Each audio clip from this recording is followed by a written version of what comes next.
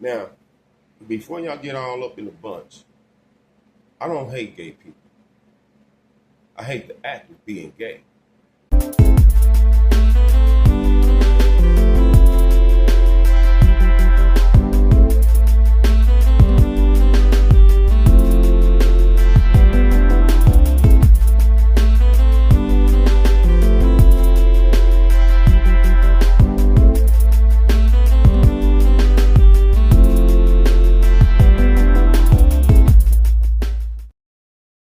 Man, we need to talk for a minute. We gotta holler, y'all. This gay thing has went too far, you know. And to me, it's simple as on both sides of the fence. As simple as it should be looked at nothing no different as anything else that you're not supposed to do in the Bible. Murder, kill, steal, rape. It's no different. I don't. It don't matter how anybody tries to lay it, man. It's so many people that think they smarter than the Bible. Just gonna bypass the Bible and make up their own rules. I mean, me personally, I haven't seen anything in the Bible that I would write for myself to have to do. Not one thing. But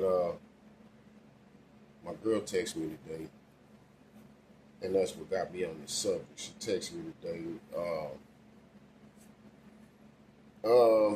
This picture that of a book that was found um, in a children's library at a school, apparently an elementary school. And as you see the title of the book, I can only imagine the content of the inside of the book. The picture itself grossed me out, and so I wasn't going to research it any further than that. When I used to go to school, we used to pray every morning. We used to pray. We even used to sing gospel songs in choir. You know, we used to get our butt with paddles. You know, some of the paddles was even specialized for the worst kids. You know, but they was teaching us to be boys, and they was teaching the girls to be girls. It wasn't a curriculum. It was, it was just the standard. You know, if you want to be gay, but be gay over there. You don't have to bring it over here where everybody else that don't want to be is. You know what I'm saying? Like, keep your thing over there with you. Why put this influence on the children?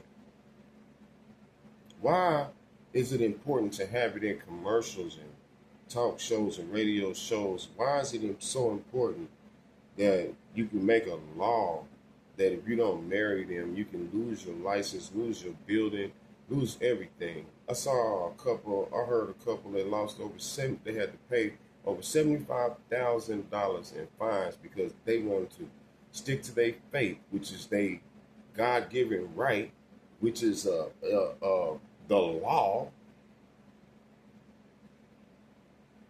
And they had to pay $75,000, and I believe they lost their building and everything.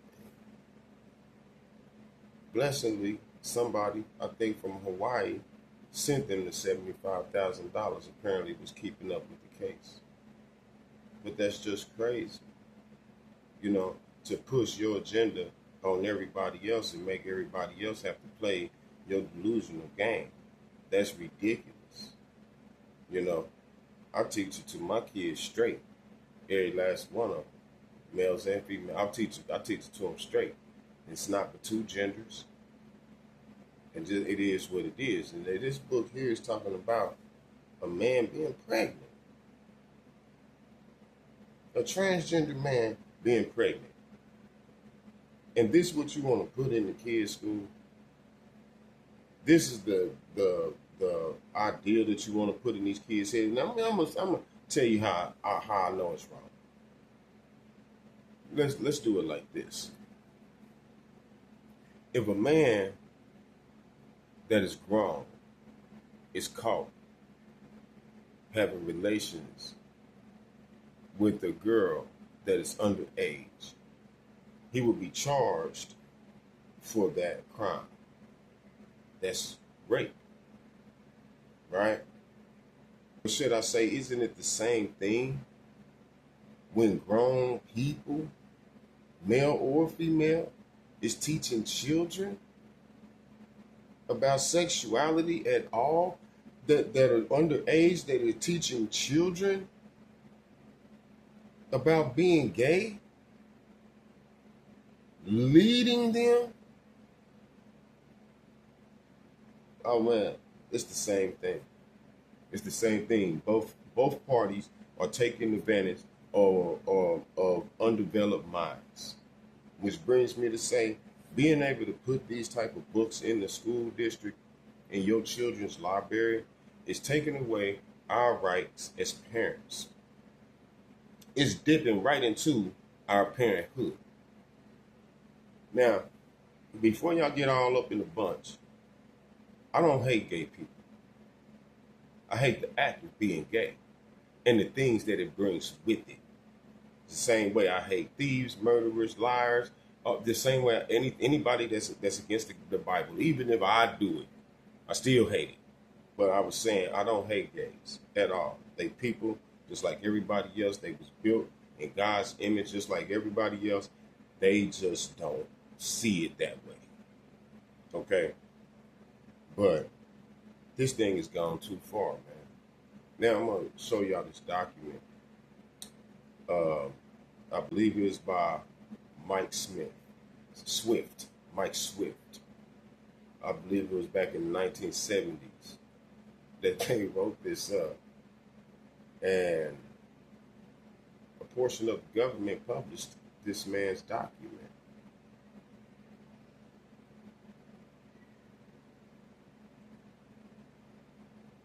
Take a second and read it. We shall sodomize your sons, emblems of your feeble masculinity, of your shallow dreams and vulgar lies.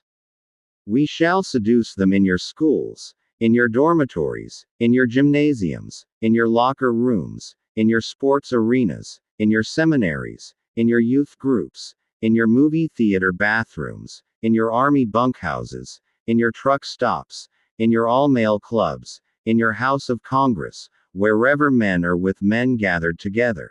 Your sons shall become our minions and do our bidding. They will be recast in our image. They will come to crave and adore us. You know, if you really think about it, most of this stuff is already happening. Men are being in prison, being sodomized, and in society.